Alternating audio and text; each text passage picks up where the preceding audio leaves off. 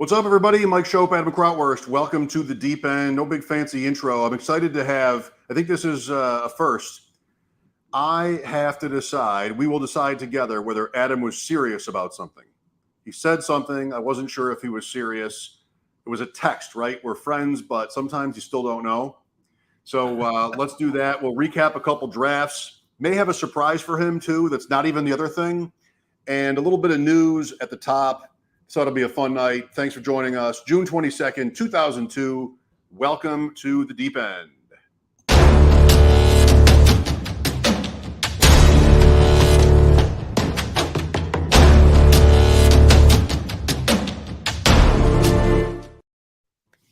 So here's the thing. I'm going to combine new 2022. 2022. What did I say? 2002. 2002? 2002. Start over. Just start the whole thing over. It's a good thing this is on tape. All right, so 2022, even better, right? That's right. So Scott Fishbowl coming up. I was worried for a minute that you were not getting an invite, but then you did yesterday. A lot of the day before. Yeah. The day before, sorry. Just this week. Since we had talked last, I didn't know that you had received one. Yep. So that's coming up. And as always, a really cool theme this year. It's cities, including live drafts in certain cities. So I chose Buffalo because that's where I live. And Louis G also chose Buffalo. And you could go to scottfishbowl.com and see all the different cities and which ones have filled up and which ones have not. And Buffalo filled up. And Louis and I got to talking, like, let's do a live draft. So we're working on that. And that could be very exciting. Certainly something we'll talk about in here and have lots of updates on, because there could be a big charity live draft broadcast coming up within the next few weeks. And so I tell Adam, and I said, well, you got your invite. Good. You have to pick a city. He's like, oh, I'm in for Buffalo. Like, well, it's full. But there's Rochester, but that's full too. And so Adam goes, fine, I'll do a live draft in Miami. So Adam, are you really doing that? I would. I mean, it sounds fun. Yeah. I didn't sign up for Miami, so no, I'm not. Well, I signed up for Secaucus, New Jersey. No, I don't know. Miami. I didn't. Sometimes I get confused. Like I actually signed up for Boston, Massachusetts, because I love Boston, and I would take the family with me. So let's see if it happens. And you know what? I did it on my phone. I got to be honest with you. I did it on my phone. And I only saw major cities. You told me that Sneaky Joe signed up for some city in Michigan I've never heard of. Traverse City, Michigan. That option was not there for me. So I don't know if maybe I got to do it on the computer. Maybe I can scroll down easier that way. But how does Rochester get filled up before? I mean, who's coming here other than, who knows? Look, I mean, this show has made no secret about how many champions we have in the San Pedro de Macorís of fantasy football, this corridor, Buffalo to Rochester. So naturally, there'd be lots of Fishbowl players. I mean, maybe all the Draft Sharks guys are in the Rochester one. I didn't see any. I didn't recognize any Draft Sharks names there. I'm gonna look it up. But Jared plays and Matt plays, right? And Kevin maybe also. Yep. Well, you can pick any city you want. I'm really happy that I picked Buffalo. I had different thoughts. I'm trying to do a little game theory. I'm like, could Cheyenne, Wyoming be a soft spot in the Fishbowl? But Buffalo it is. And so we're gonna have a day. Like, we're gonna have a live draft. I've been talking with Scott about it. We'll have a live draft and it'll raise money. The plan is for the families of the shooting victims here in Buffalo a few weeks ago. And Buffalo is such a big-hearted city. I mean, we gave Andy Dalton like $1 million after he beat the Ravens. The Bills could get in the playoffs. Lamar Jackson as well. There's just Buffalo seems to have no bottom when it comes to giving to charity, which is a beautiful thing. So anyway, I'm starting to figure out with a couple of other guys in the group what to do that day. And I think we're going to have a real day there. And hopefully you can come as long as you're not in Boston or Miami. That's right. That's right. Or somewhere in between. I'd love to come hang out, MC, hang out with all you guys. Are any of the world champs. Are they in the Buffalo one or no? No, Louis is Justin Boone, who's in the media in Toronto. Okay. He lives in the Niagara region of Ontario. Okay. A friend, a guy I've met a few times, Ian, who used to work for the Sabres, is in the group. And then no one else I know, but it's a very active group chat, and we're excited for what this might turn into in a few weeks. So Awesome. All hail Scott Fish and the Scott Fishbowl. That's right. Drafts. Yeah. So when last we spoke in this space, Thursday night, the Dynasty edition, I don't know what was said on the air, but we both got done and like, let's go. FBG, let's go. That's right. So we tweeted, we yes. looked and we got, I don't know if I did it live on the air. We looked right after. There was like, 4 spots left. And then we tweeted it out, and that was it. It filled in about 4 minutes. And it was fun. I'll pull up the board here. We'll talk it out. Talk about what happened here. In this draft, one of the main event champs did jump in. That would be Team 5.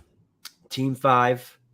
By the way, if I may, Adam, I just want to make sure I point this out and maybe apologize for it. Today was the last day of school, and my kids there's a chance they're going to break through this ceiling they are jumping. This is the proverbial bouncing off the walls, and they're like big now. So I hear pounding, and it's not me. I just want you to know. No worries. I can't hear a thing. So we're good.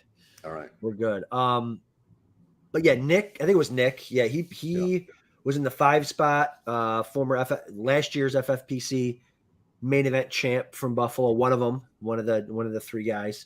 I picked from the, where did I pick here? The 9, which is where I normally pick from in these. And then you picked from the 4 spot.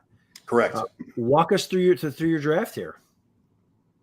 For me, Jefferson was easy, but so would the 3 guys before him have been easy. Yeah. I'm fine with Kelsey at 5 too. Like that's what I would want to do at 5 too. 1 through 5 is not that interesting yet. I think Taylor almost has to be the 1. Cup or McCaffrey, depending on how you want to build your team. Look at how those 2 teams did it. Team 2 went 3 yellow, 4 green, and team 3 went 3 green right at the top. So, and then 3 out of 4 yellow.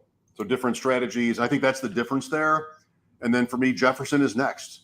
So I love getting top 4. I mean, it's pretty easy at that point. I don't really like where you are. How do you feel about that? You say you're getting 9 a lot. Yeah, we're going to talk about when maybe the next one that we talk about. I picked 9th in a best ball tournament, FFPC, the 125 best ball tournament. I picked 9th. I'm constantly whatever. I mean, I draft so much. I'm going to get, 7 and 9 have kind of been the 2 spots that I've been just constantly picking from, whether it's Underdog, whether it's FFPC, whether it's FFWC. That's kind of where I've been. But so yeah, I mean, I agree with you. The first maybe 6 spots, I want to get in the top 6 because I like Kelsey and I like Jamar Chase up there too. And I think people, I wanted to talk about some maybe landmines tonight, possible landmines. And I feel like if you're taking Eckler in the top 6, I feel like that might be a mistake. And I'm only saying that because I don't think he's going to repeat. I mean, what do you have, 18 touchdowns last year or something wild like that? And I don't think he's going to do that again. I don't think most people expect him to.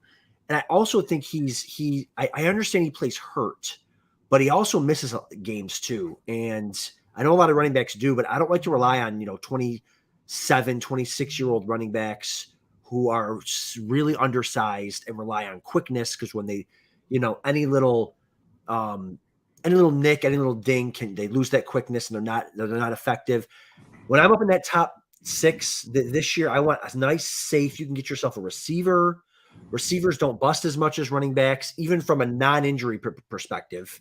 They're generally safer, and physically they're safer.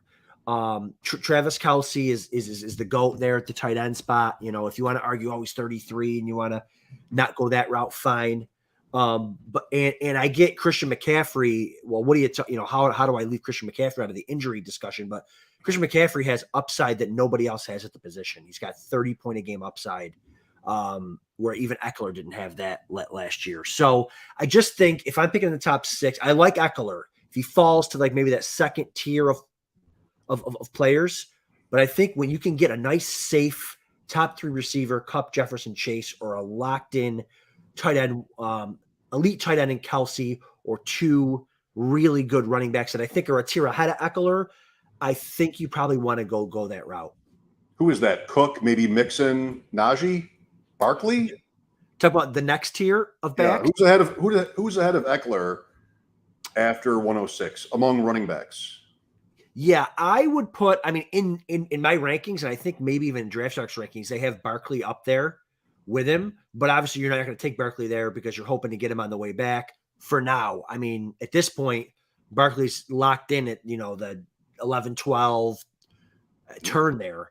And even you see here, he went at the 10 spot in the second round, or the 2-3. But I still think Eckler would be my running back there, but I think he's a tier below those top six guys in points per game, in fantasy points, and in safety. Like you can't win your league in the first round. You hear this all the time, but you can lose it. And I just, the thought of taking a smallish running back. I mean, I was all over Eckler last year. I had a bunch of him. I know Draft Sharks was all over him, but he's a year older. He's coming off more injuries last year. I would just prefer to take one. I think those 6 guys are safer. Well, this is sort of the multi-dimensional puzzle that we all talk about on shows like ours, where you're thinking about 3 things. You're thinking about how good the players are, and by good I mean the situation, age, everything sort of put together, what they look like on your rankings. The second thing is, well, how do I want to build my team? Do I want a running back in this range? What does the second round look like? Where I feel like round 4 is kind of a mess this year, and so where am I picking my receivers? What if I wait on position A? What if I wait on position B? And you try to process all of that too. And then you get to be like us. I'm not saying you should want to be like us, but you get to be like us. And then the third thing you consider is, well, what have I done a lot of already in these drafts? Football guys, this was my second. And I'm a little bit surprised that I've done 2 by now. I mean, the plan was we had Chad in this room, and not drafting until August. Like, yes, that's the play. Here we are, just pounding all these drafts, best ball mania. So you've got to figure out that too. I did an underdog draft last night, and I just written an article for WGR. Like, okay, well, I'm realizing here are the guys I don't have, and one of the names was Dalvin Cook. So I get 10th. And I'm taking Dalvin Cook because I haven't taken Dalvin Cook yet. And I hated my team by the second round. I just hated it because I was never taking Dalvin Cook. I don't hate him or anything, but I was always taking Adams instead, or Diggs, or whoever, like just one of the tight ends. It's more interesting to me, and I think has a higher upside. So you bring that variable into play, and then you're just really in sort of a miasma. I mean, you've got all these different strategies in your mind, and it can be really tough. Still fun. So most of that, one point is most of that had nothing to do with where you would rank Eckler. It's just sort of, okay, how do I want to build this? What is the value here? What does the second round look like? Who are they playing in week 17? Have I picked Eckler 5 times yet? It's hard. Right. And again, it's 6 here, not horrible. I mean, I'm just using, I will look at some other drafts tonight and see where he went, but I would just, we don't know I don't want to bring up team names, but I don't know if this person has taken Austin or taken, Jamar Chase 10 times already. Right. Exactly. Right. But I just wanted to bring up the point that I don't think Eckler, like if you're only doing a couple or just in general, once you get to your big money leagues, I don't think I have Eckler in my top 6. And Jared Smola even tweeted this out a couple weeks ago, and I didn't see anyone talking about this, and I still haven't really seen people talking about it. And receivers kind of thin this year. And I'm not talking about up top, but in general, once you get to like round 11, 12, there's guys that I'm not comfortable with starting. And these are leagues where you have to, put in a starting lineup. I'm not comfortable with guys down there. So I kind of want to get, some receivers earlier than normal. And maybe part of that is because of the receiver craze. Like, I mean, you see here team, 5, 6, 7. I mean, they went receiver 5 in a row, 5 in a row, 5 in a row, Mm-hmm. 3 in a row. So it's like, maybe it's because people are they're trying to avoid those running backs in the dead zone, which isn't a bad idea. And they're gobbling up the receivers there. And maybe that's why receivers are getting pushed up. But I would if I have an opportunity to lock up, like you'll see a lot of my drafts, and we've talked about a lot of our drafts. Like you'll see me even in the back half, I'm taking Diggs, I'm taking Devontae Adams, I'm taking Chase. I just like the comfort of having a receiver. The odds of them getting hurt are so much less than the running backs, and they're just so much safer, I feel like. But so that's just what I'm thinking. I had one regret in this draft. Whoa, boy. It's not even like who the players are, but it's so commonplace now. It's like the prevailing analysis is this, but I am team 4. Jefferson, fine.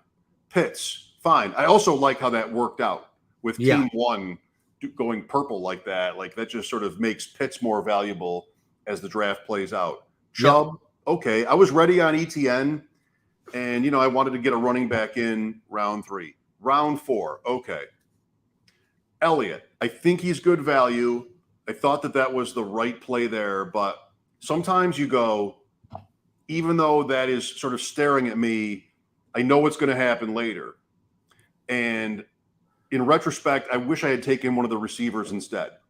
And then even if my second running back in this draft, Rashad Penny has a little asterisk if you're not watching or if you are watching, because he was an auto pick, but he was the top of my queue. And I did get stuck a little bit there, but I was happy to have Penny in that spot.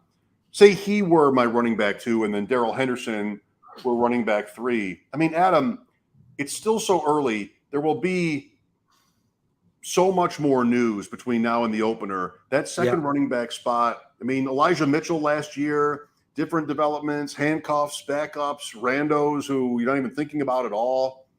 They're going to be bid on, and that player is going to be important to me in this league. I really wish I had – I mean, Zeke is fine. Maybe Chubb is the bigger regret, and go T. Higgins and then Elliott the next round and figure it out from there. I think it's just every time you do it, I do it. And again, I know so many people say this, and I want to stick up for them because there's a pushback against this sort of wide receiver heavy build. But man, it feels a lot better to have Nick's team for one, team 5, where you've got very little question about starting receivers. Heck, in my case, Michael Thomas, who knows? Jamison Williams, who knows? So I don't like being the least bit vulnerable receiver. It should be avoidable. And that's what I would have done different here. Yeah, that's a great point. And you definitely would have done something different had you taken a receiver there. You would have done something different after Rashad Penny. Like you would have gone more running backs later on than you did, because you do, like when you wait 8 rounds or whatever it would have been to take a running back, you would 1, 2, 3, 4, 5, 6. You need more volume there. So you probably would have maybe passed on Tim Patrick and taken a running back or something. But Tim Patrick will be in my week 1 lineup, right? I mean, he will. Marquise Brown, Renfro, Tom, Jefferson. Yeah, probably no Jameson. 1, 2, 3. I mean, you think Penny's not going to be the guy we were week 1?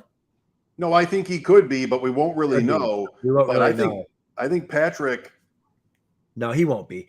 Jefferson, Brown, Renfro. Oh yeah, Michael Thomas. Yeah, it's going to be close. It's going to be close. It's not going to be Gronk. Who's your starting tight end? I know. Oh my God. Kyle Pitts. That's right. Settle down.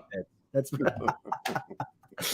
So what's interesting, what I love about this space is Nick and I were messaging after the draft, and he was just very complimentary of my team. But I was like, man, it's so funny how you get people who do this, at such a high level, and to come from the main event champ talking, and we'll get to my team, but I was drooling over his build because like you were saying, what Nick did was able to go with that one running back. He's got the elite tight end, the elite running back, and then he just pounds receiver. And we were having like kind of this discussion back and forth. Like he was talking about how well-rounded my team is. And I'm like, do I want a well-rounded team, or do I want a team that's elite everywhere except for the RB2? Because the RB2 is the easiest thing to fill in. And I think that I'm more comfortable when I come out of a draft because we were texting during this draft. I picked out of the 9 spot and took Diggs and Adams. I didn't love it. You liked it. Nick liked it. I'm more comfortable coming out of a draft when I've got my RB2 is a question mark and I love everything else.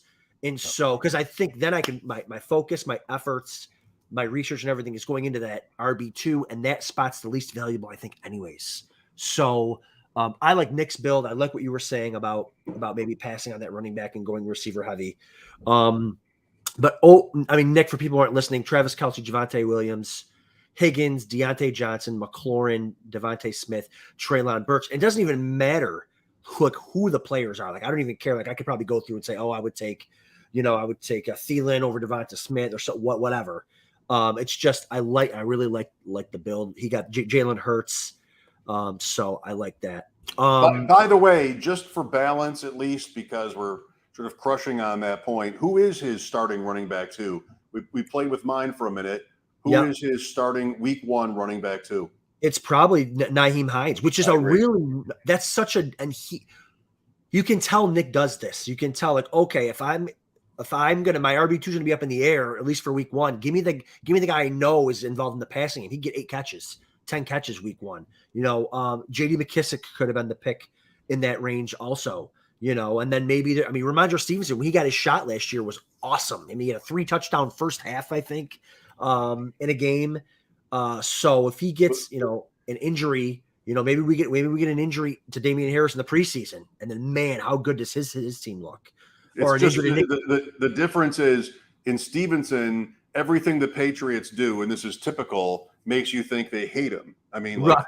Just the 2 more running backs in the draft and James White. How could you never trust that in week 1 without an injury? But Hines, you have Frank Reich saying, I would draft him in fantasy. That means that has singular importance. So Hines at Houston, by the way, Hines is definitely the week 1 play.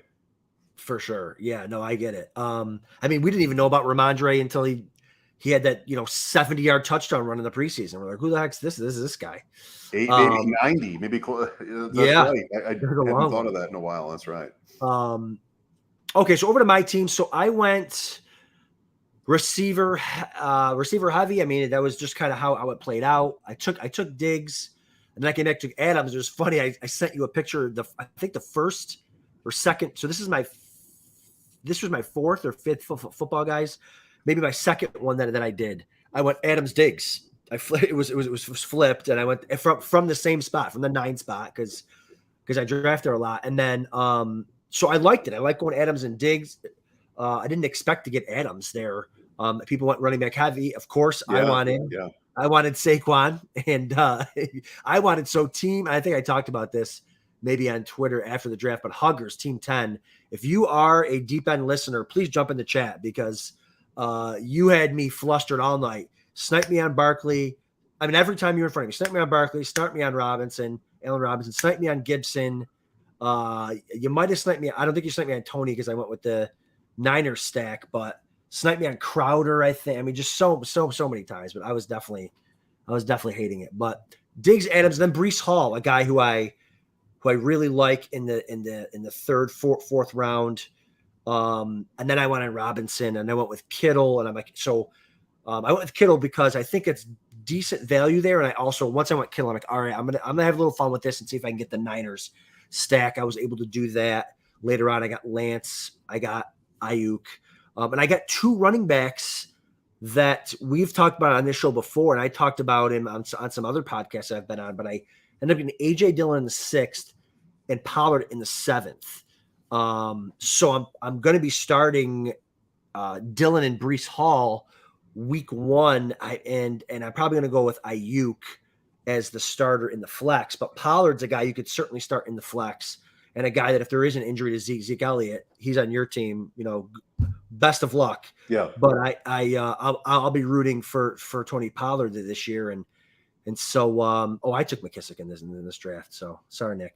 So I like the way that it turned out. And again, it's well rounded. I got Trey Lance. I got my guy Daniel Jones later. But I just hated not being able to get like 6 guys I was targeting. Well, you had what's it going to be, 18 picks between Dillon and Pollard, and 10 were receivers. 3 were running backs. Maybe I had 16, not 18, 16.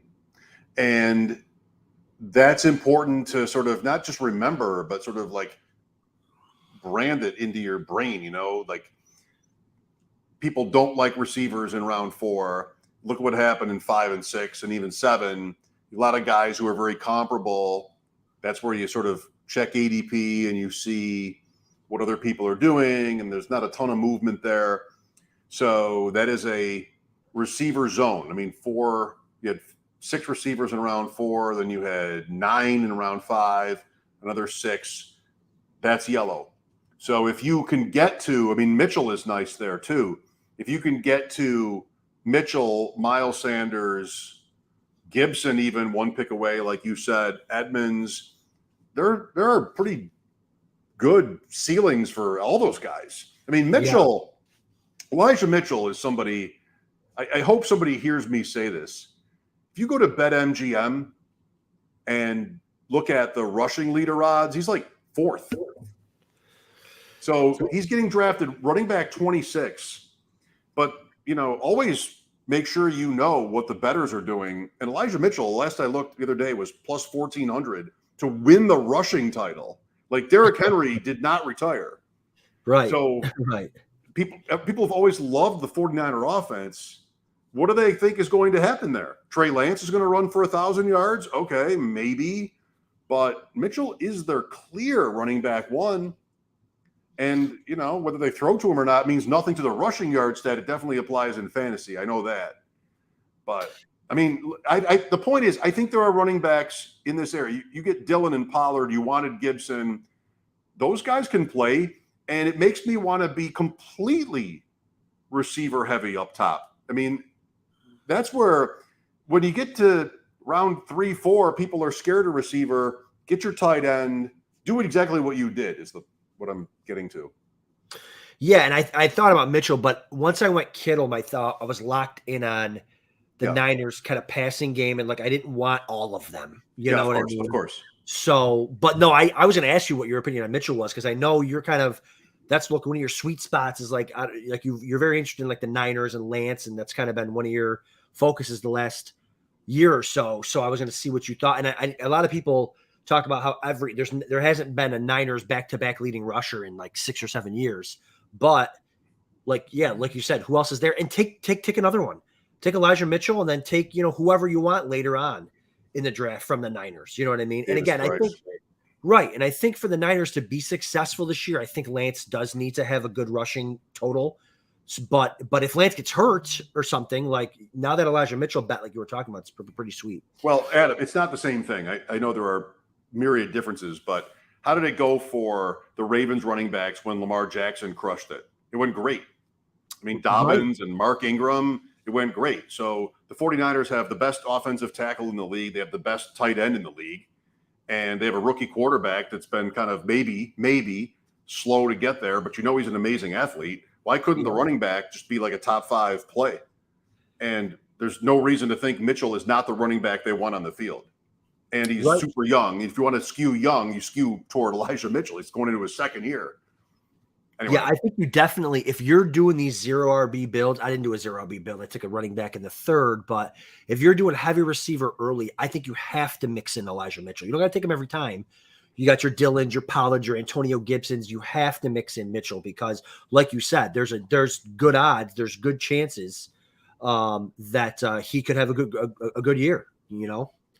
This is why we end up drafting after these shows, because we come up with ideas we like, and then it's like, let's just go. Exactly how it works. Let's go implement them.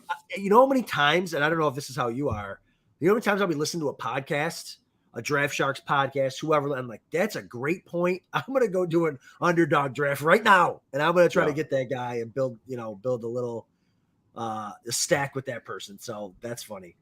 Yes. Well, listen to, so take PFF. Listen to Ian and Dwayne, and then think, okay, well, lots of people are going to hear this. Bet against, you know, they're on Arizona. Bet against Arizona, right? Because some number of players who are so far in, like we are listening, and then, you know, maybe there's a way to take advantage of that. I mean, Much perfect respect to those example guys. in a macro, perfect example. What's changed about Saquon Barkley in the last 2 months? Nothing. And now he's going 14 picks into the draft. He was going mid-third. Like, no, it's just everyone's starting to wake up and they're starting to listen to podcasts and they're starting to read articles. Oh, and Saquon goes up and up and up and up and up. It's like, yeah, that's why you got to draft early to feel like if you think you got a guy that's going to move up 3 rounds, 4 rounds, and you're on him, you got to draft him early. Pretty much everybody I'm listening to loves Barkley, so that might be what you're saying. They also loved Rob Gronkowski. Let me tell you, everybody was like, "Come on!" All signs point to yes. Like on the Magic 8-Ball, when you never shake the 8-Ball. The Magic 8-Ball would look good up here. Oh yeah, I mean, people shake it. I don't have one. People shake it. I get angry. You don't shake it. All you have to do is turn it back. And there's one that says all signs point to yes. I believe the consensus was all signs pointed to yes on Gronk. Guess what happened? No. He retired again. He retired again. Right. So in this draft, we've been talking about, I picked Gronkowski underneath Pitts because I thought I was, at a point where it's fun. It's funny to pick Rob Gronkowski. Like, oh, I got you. Right. No, I get it. In this, it's not a big thing. Like, I'm just going to cut him. Probably, like, unless there's some more substantive reason to think he's actually going to play this year. In this, depending on how I start, I mean, I probably won't fool around. And I've got these receivers who are risky. I may have to move on. Yeah, I mean, it's the first thing I did was I went and looked at my Cameron Brate shares to see what I had. I had higher than I thought I did because I knew I liked Brate.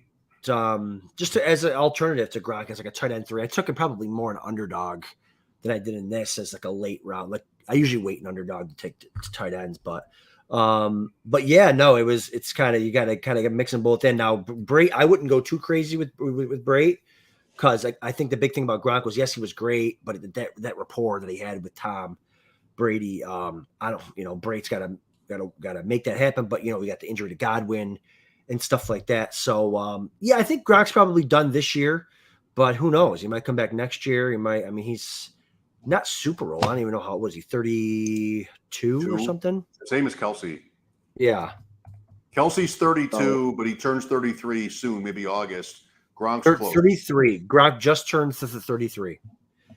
So okay, 2 months apart. Yeah. Tampa is today's discussion. Like, what do they do? Where do the targets go? They throw the ball so much. I don't know. Like, I feel like maybe the pivot is to, not Fournette, because everybody's already drafting Fournette. Speaking of guys who move up once the draft start in April and May, second round, I feel like maybe Rachaad White is interesting with Gronk gone, because I don't think Brate is really that good. I don't even think Gage is really that good, but they're definitely going to – I feel like they're definitely going to attack that because they brought him in. Brady brought him in. Like, they're trying to prove a point with Gage. And Evans too, but Evans has these, massive weeks. Then he has sort of weeks where – didn't he have one in New Orleans last year where he's 1 catch, 1 yard, 1 touchdown? He had those kind of games. Like, he's Marshawn Lattimore. Right. He's on the older side. Like, he's not going to be 7 for 90 every week. So what happens in Tampa? Are they going to hand the ball off more? I don't think they'll want to do that. I don't think Brady would really allow that. I like Rachaad White more than I did post, before the Gronkowski news. If I had to move on anybody, they have some other receivers. I think Rashad Perryman is still there. They have Jalen Darden, who had a day or two. Cyril Granson, is that his name? Who had a day or two? Like, they've got these depth guys. I wouldn't know how to choose between them or among them, but White is draft capital, receiving back. Maybe they figure out some creative way to get him on the field and productive. Not an easy start early in the season, or maybe at all. But in best ball, I like him more than I did a week ago. How old is Hall of Famer Mike Evans? Well, it's the 04 draft. So we're going into whatever that is, season 9, season 8. Yep. I would say he's 30. 29. 28.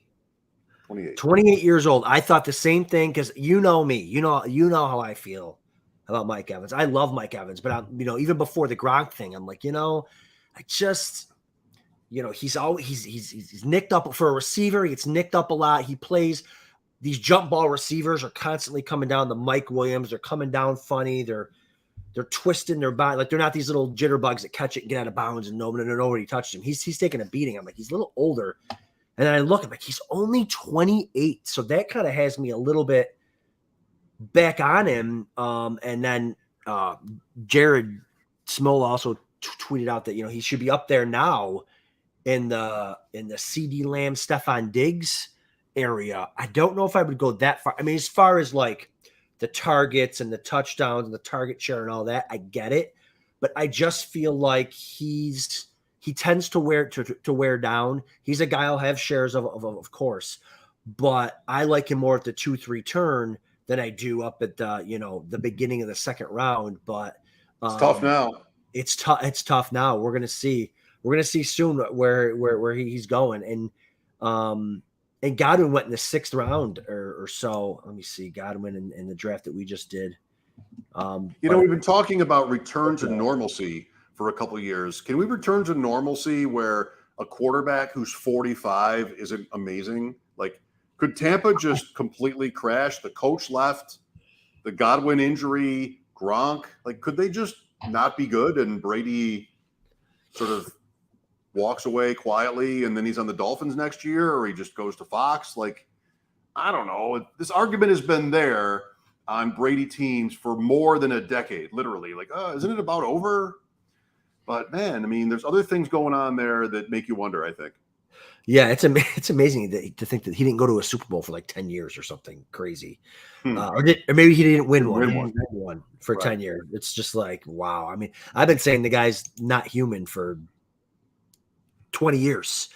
He doesn't eat sugar, all the, it's like, come on, you got to have a brownie every now and then. You know what I mean? That was my yearbook quote, actually. That's right. That's right. You got to have a brownie. What kind of brownie? That's up to you. I'll take a moment here. That joke, Greg Bauk, and then he was our producer for a long time, and I just commandeered it. That was my yearbook quote. His joke was that was my parents' yearbook quote. My nephew Jacob, who's graduating from high school, his yearbook quote. This is fulfillment as an adult, a parent or an uncle in this case. His yearbook quote this year in the yearbook, I saw it. That was my yearbook quote, was his yearbook quote. And I just have never cried harder than my nephew put that in the book. I love it. All right. The Best-Ball Tournament. One thing about this, Underdog, there's so much action in Underdog. Are you getting into enough of these to make you happy, like live ones? Every time I look, there's all kinds of spots open, and I don't know. Like I look at it all the time, but I'm never jumping in lately. I look at this 3 times a day, and because I love live drafts way more than slow drafts, and I love this tournament because it's a third of the cost of the football, guys, and it's still the same feeling that you're playing for that big prize. I just don't like slow drafts, and I happened to look yesterday. I was already entered in a 10 p.m. football, guys, which we'll get to. I don't want to spend a ton of time on both of these because we're already 40 minutes in, but I was already in at 10 p.m. football, guys, and I'm just like, let me go look at the Best-Ball Tournament. There's one spot left at 7. Click. I'm sitting in my son's soccer game. I'm like, I have to hide that I'm drafting this because I feel like a terrible father. But he scored. He scored a goal. He played great. Who told you about the goal? That's right. Why? No, I focused when he was subbed out, which is very, very rare. But so yeah, here we go. Picked in the 9 spot again. But so this is a little different route I went because this is best ball. So I like to go running back heavy a little earlier. And of course you see all that yellow there, but so I went Najee because I think he's one of the few workhorse backs that can kind of withstand a pounding. He's put on some weight, which I don't love. I'm hoping to see that weight loss come over the course of the summer. I hope he doesn't try to play at 240. If that's the case, I'll probably be off of him more, but I think he's like Eckler. Is he a workhorse back? Sure, as far as the touches, but I don't like it. His body style. I don't really like it. So Harris, Swift, all those guys I like. So I want Harris here. Of course, I wanted Barkley. We just showed everyone a draft where the guy at 9 in our draft, Mike, got Barkley. Of course, I did not get Barkley, and in the second round, drafting from the 9th spot. So you said it. I'm gonna have to start doing it.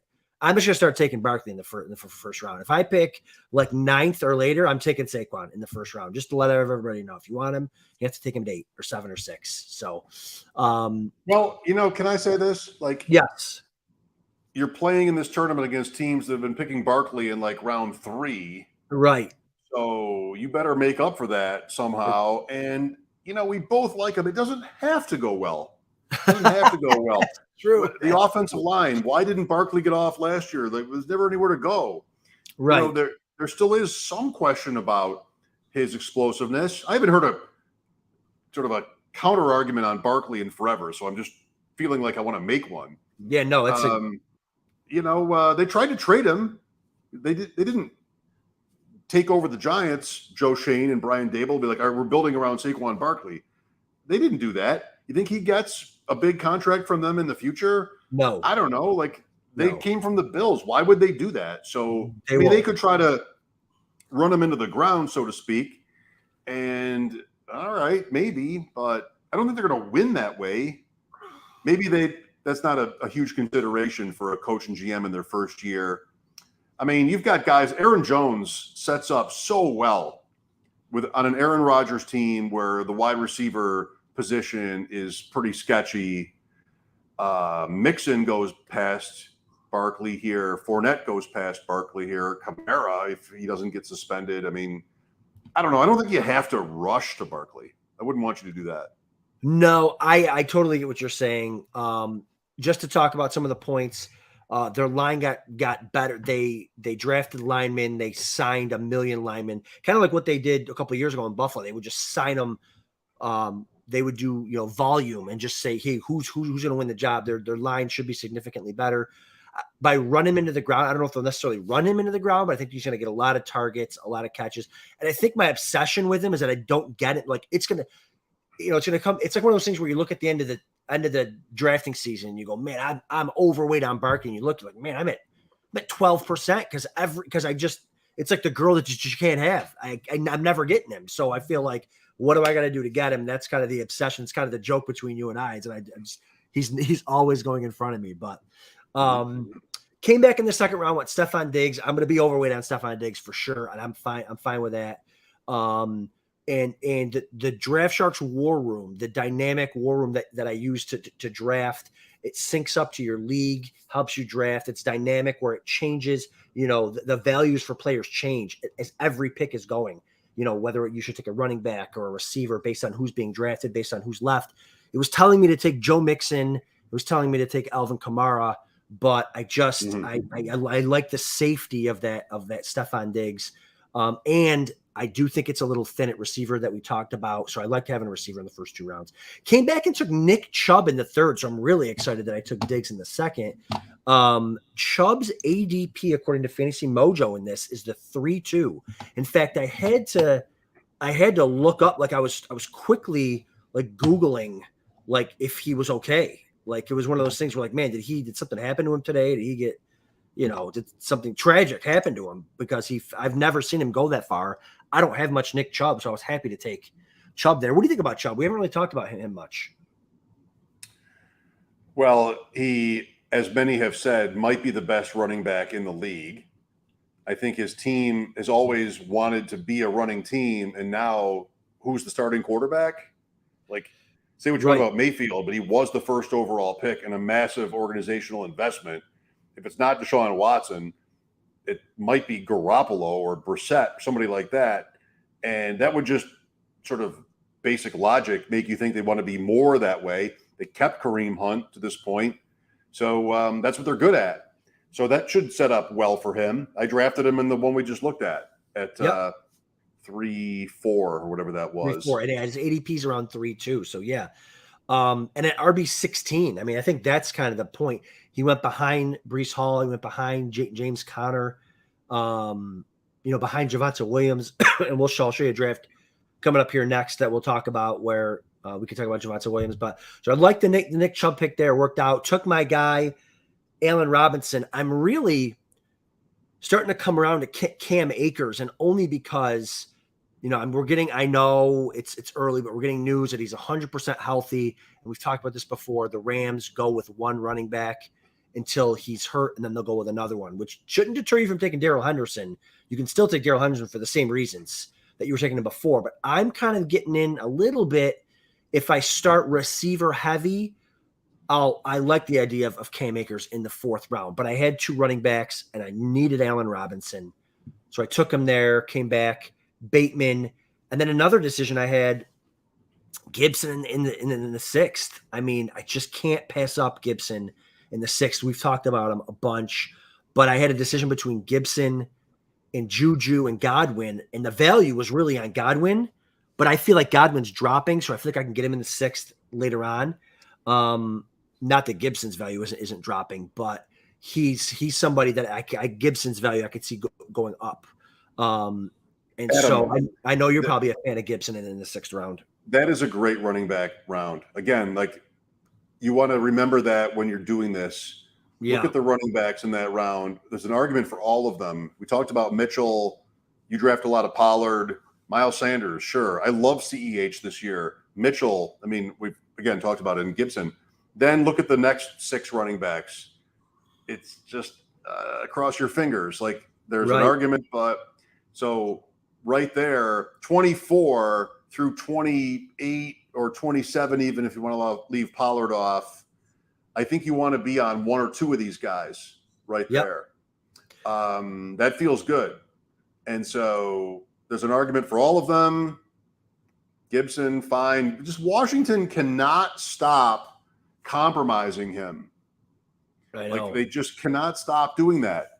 And so I don't know, like, they have just never given him the free reign to be their running back. And I don't know why they would now. It's the same coaches. Carson Wentz is a trade. Like, they should probably want to throw the ball more. They drafted a receiver in the 1st round. They still have McLaurin, who wants to get paid. Like, boy, Samuel is a big investment. They should want to be more of a passing team, I think.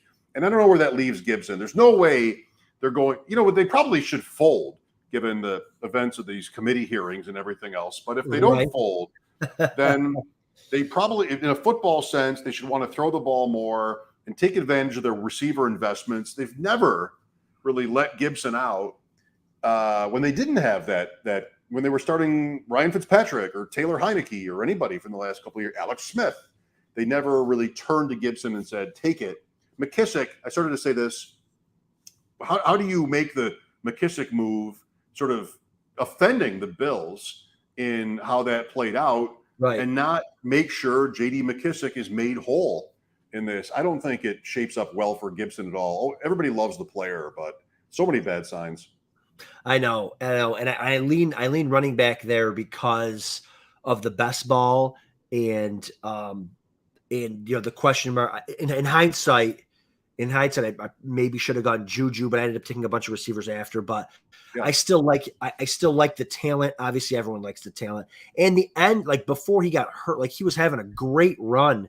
I think it was a Monday Night Football game in the FFPC playoffs where he had a main event team of mine at like 40th overall, or maybe it was a Football Guys team, like 40th and climbing in that Monday night game, like the week before the final week.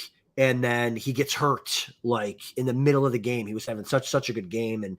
And so I'm hoping maybe they'll go back and look at that big man. Maybe this is what we need to be doing with him. But yeah, there are a lot of running backs you can go in that round as well. And I've gone Dillon, I've gone Pollard, I've gone Mitchell. So I just like to kind of sprinkle it in. Came back, went Drake London, who I like for volume. And then Hopkins was kind of he's not a guy that I have a lot of. And I know it's a best ball. You really don't want to take a 0 for 6 weeks, but he's my wide receiver 5. So I like being able to kind of sit on that for a while. Came back and went Lazard and Claypool. So I think, Lazard coming out of the gate might be their, probably maybe their wide receiver 1. We both love Claypool, or I love Claypool. I'm not sure if you're a big Claypool guy, but I like that Hopkins ends up being like my 7th or 8th receiver here. So I can kind of sit on him for 6 weeks. And And then I just came back and kind of filled it out. I went tight end and quarterback by volume. I went Tanyan to go with that Packers kind of stack there. Evan Ingram and Brevin Jordan are my 3 tight ends. I went with 3 quarterbacks because my QB1 is Daniel Jones. So I went Daniel Jones, Jared Goff, Davis Mills.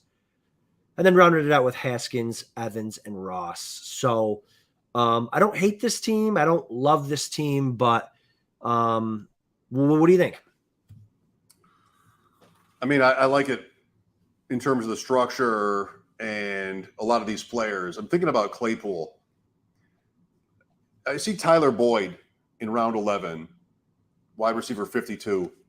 I'm trying to think of the player. Maybe it's Boyd that last year, I don't know what the right quantity is to make it a worthy sample size, but I'm sure like a lot of people who are watching or listening, you sample different shows and expert opinions. Can you find anybody who's not with Claypool? Like, can you find anybody who's not, he's sort of like the Gronk point? Who doesn't love him in the content community in this area? Like, everybody loves him. Boyd last year was like that. Everybody loved Boyd. There might be a better example. I don't need to pick somebody who didn't smash. Maybe there's someone higher up, Darnell Mooney or somebody where like, everybody liked this player in that range. But the Claypool, I know you've got this thing where you talk up, top 3 receiver and all that, but fantasy players don't mostly care about that. Everybody seems to love the athlete, the talent profile, and perhaps also, importantly, the potential for him to be used properly in a different Pittsburgh offense with a different quarterback down the field targets. But, man, everybody is on him.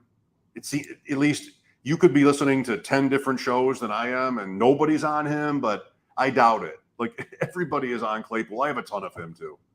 Yeah, I have a ton of Claypool. He's a guy that I'm happy I was getting early on because he's a guy that's been moving higher and higher and higher. I mean, I think he went, let me pull up our draft that we did. Where did he go? He went in the 8th round. Yeah, and here I got him in the 10th. So wide receiver 45 versus wide receiver 48, but 2 rounds different because of the format. Sure.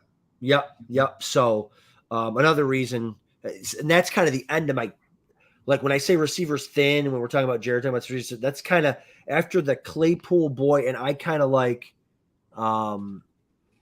Sky Moore's kind of falling a little bit, which I kind of like. I've got too much Sky Moore anyways, but that's kind of where it ends for me. It's kind of that range as far as like guys I feel comfortable with. And then after that, it's just, the Wild West. I do kind of like Jamison Crowder, but now they're talking about McKenzie being mixed in more. So I don't know. We'll see. But that's the Claypool, Olave, Tony range is where I'm like comfortable. And that's kind of, I think Claypool was my last receiver that I took in the whole draft. I took Justin Ross at the very, very, very end. So just quickly, Evan Ingram, your 13th round pick, I'm getting into that. I don't like the target competition around him. I do like the coach for him. Yes. I do like the quarterback's potential. I think ETN could be a smash, but Ingram is the next. ETN and Ingram are the only guys I want from Jacksonville because I don't think anybody else is really that good and should command. There's enough sort of crossover that I don't think anybody really stands out there between Kirk and Zay Jones and Chenault and Marvin Jones. But I think Ingram could be really nice. He struggled in New York. I think maybe concentration. I don't know. It's a dumb narrative probably, but I'm sort of, because it supports how I'm thinking, like New York pressure. So, and they paid him. So there should be opportunity for him. I think Ingram is a steal at 23. I mean, these guys around him, some of them are just like dart throws. So I'd rather have Ingram than a lot of guys. I had a question from Famous Jay here. Have you picked, and this is a question for you, Mike. This is like your wheelhouse here. Have you picked James Prochet or Devin Duvernay in drafts? Duvernay. I have picked Duvernay for years. Yes. Deep dynasty leagues. I mean, Duvernay for me was an excellent prospect and should have. Baltimore is so like, bass backwards is the phrase I want in terms of their passing game. Like Duvernay should always have been out there, I think, for the Ravens. But now there's a chance again because they traded Hollywood and there's still an opening there. So I like Duvernay, but you can't really count on too much passing volume, and they've never shown any propensity to throw the ball a lot. They haven't needed to. Maybe watch to see what happens with Dobbins and Edwards, who are both still iffy for training camp. That's a little bit concerning. I love Jackson. I just cannot relax on the offensive scheme and the rest of it. I can't believe they're still doing what they're doing. So I feel like Duvernay could work out, but he's a tough draft pick. I mean, you really don't need to draft him in a format like this. Yeah, I'm thinking if I'm choosing between the two, it's definitely Duvernay, and it's best ball only. Like you're never going to want to have a chance to start this guy unless, obviously there's an injury to Bateman or something. But even then, they would probably just go more run heavy. But yeah, I think best ball fine if you want to use it for your last pick. But between those two, it would be Duvernay to me. So, all right, real quick here, because I know we're late in the show. So then I did a football guys last night. Later on at 10 o'clock, I got the third pick. I was excited to kind of be up at the top of the draft there. And I established the run here, Mike. I don't do this often. You see a lot of my drafts.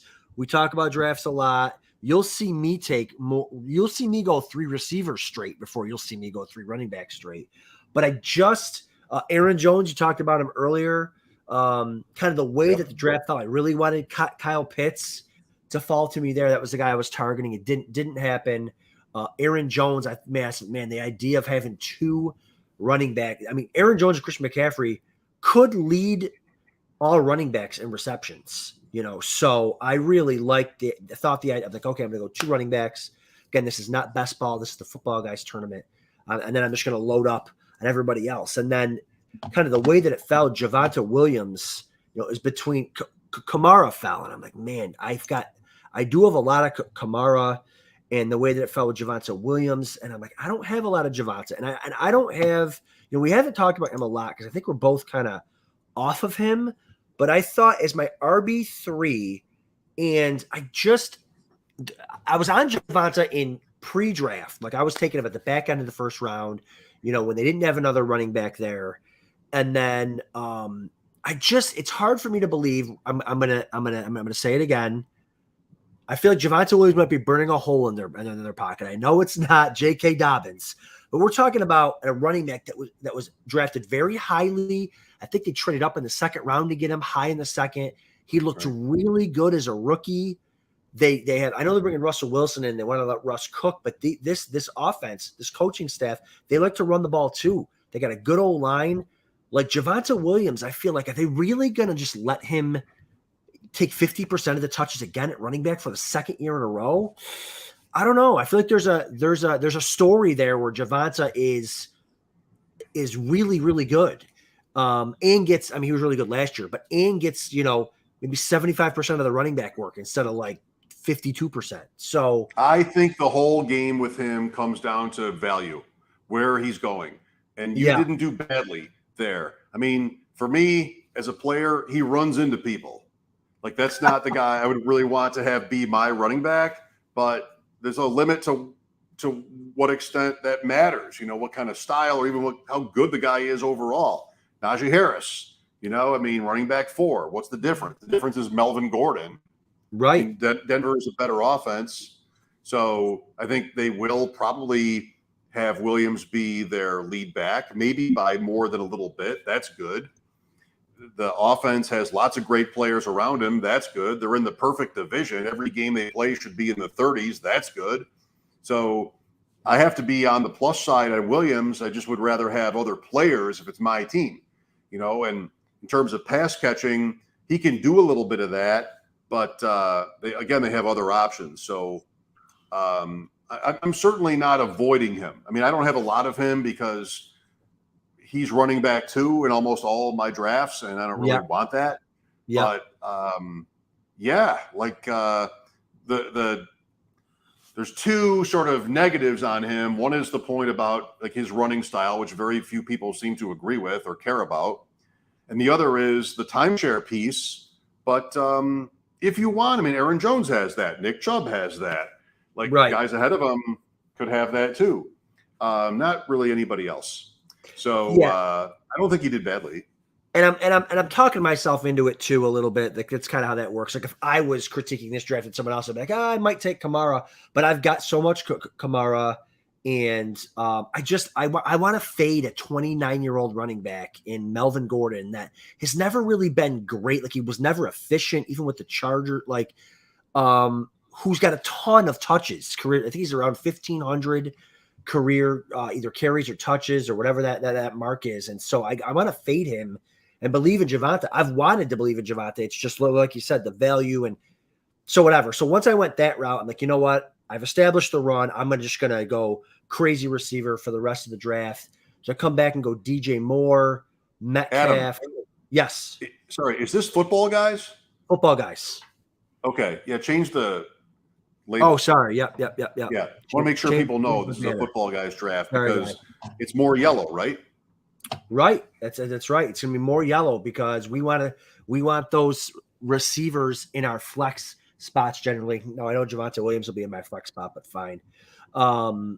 DJ Moore, Metcalf, and then it came back around. I almost timed out on this pick because I'm like, I really wanted to take a quarterback here. I'm like, do I take a quarterback here or do I wait?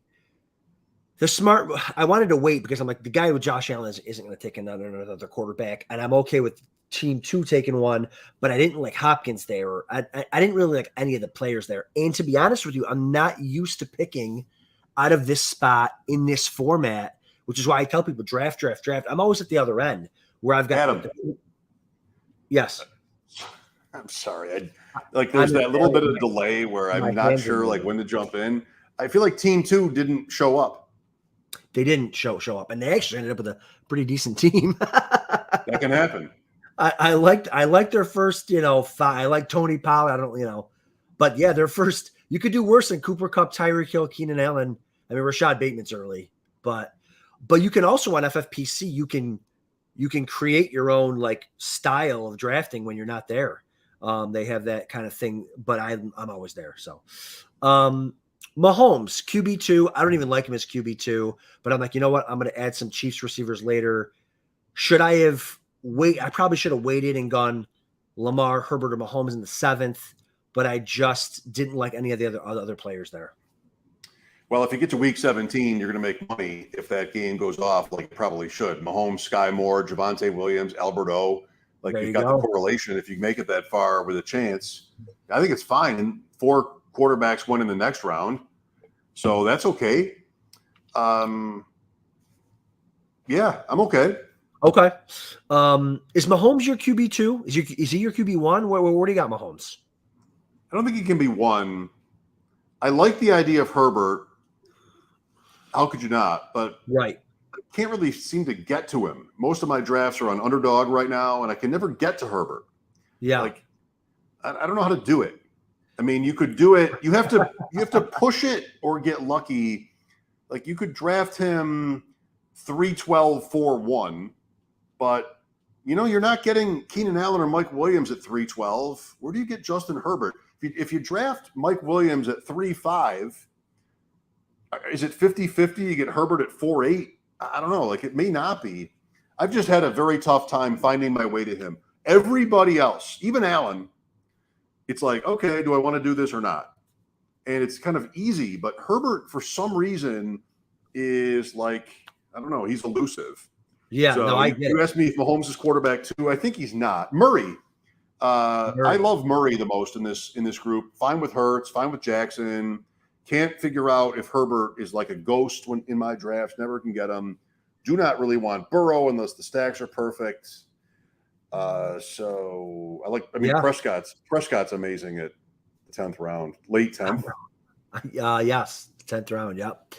So yeah, I just don't like this turn. I don't like this. So I guess that's the downside of picking in the top 3 or 4 is I don't like a lot of these players that you have to take. I feel like you're not getting value. So I went with a quarterback, went safe with Mahomes. No way I was going to come back and try to get some more of those pieces.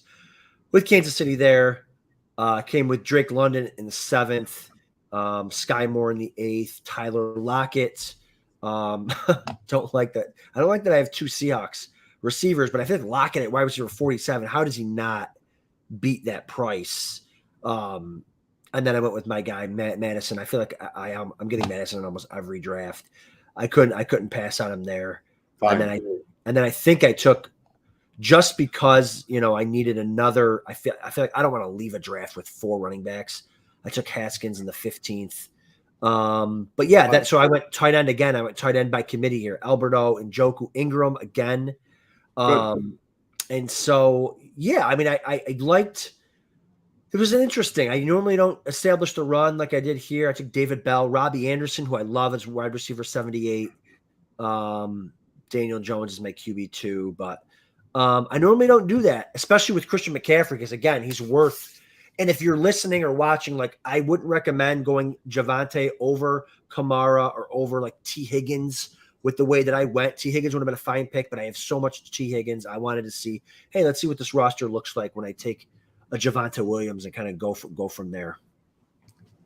You need Seattle to not be the slow, terrible team everybody expects.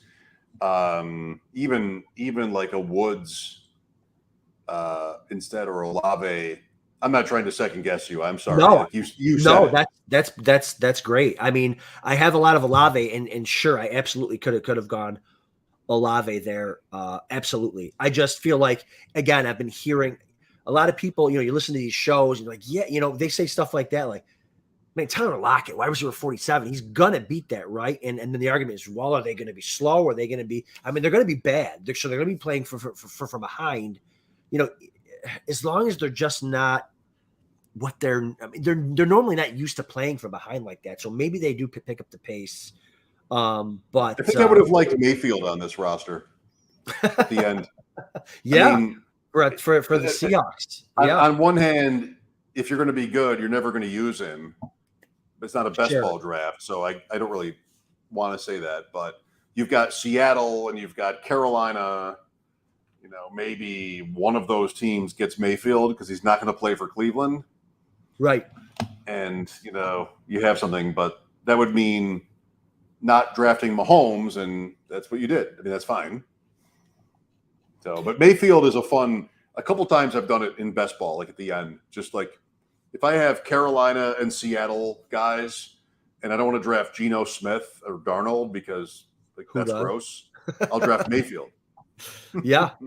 Yeah, no, I get it. So yeah, I like starting with McCaffrey. I love it that the championship winning kind of running back there in the first. And then there you see again, Eckler 4th. I would have gone, Jefferson or Chase. But again, we don't know how many times Soccer Mom has taken all these other players. And sorry, I probably shouldn't show the names, but I would have gone Jefferson or Chase, or even Kelsey kind of slipped here, went to pick 8. Yep. So interesting stuff. And again, we're going to do a ton more of these. We're going to do some FFWCs also. So I'm just happy to be back drafting some of these mid-stakes events and getting my feet wet. Good job, Adam. Well, I don't have a surprise anymore because it's been like 4 hours or 108 as I look at the clock. The surprise is going to be let's do a draft, but it's not going to be tonight. No, at least on the show. Definitely not on the show. Are we going tomorrow, Dynasty Edition? Yeah, for sure. Good, because I've been trying to trade for Gronk. I want to have you let me know how I'm doing. Okay. Trade for Gronk tomorrow. We're going to go over some running back tiers, some dynasty running back tiers. Right. And we're excited. We're excited. That'll be really fun to talk about. Like there's so many running backs who are kind of old that are valuable, like dynasty startups. Do you want them or do you not? Like people decide I'm going to tank the first year or not. Like Henry, Cook, Kamara, Elliott. There's so many of those guys. Really interesting to talk about. And I think there is an edge in there somewhere with how you play that. So we'll try to find it for you tomorrow night. Thank you, Adam. Adam Krautwurst, Mike Shope. See you tomorrow night, actually, on the deep end. Bye. See you guys.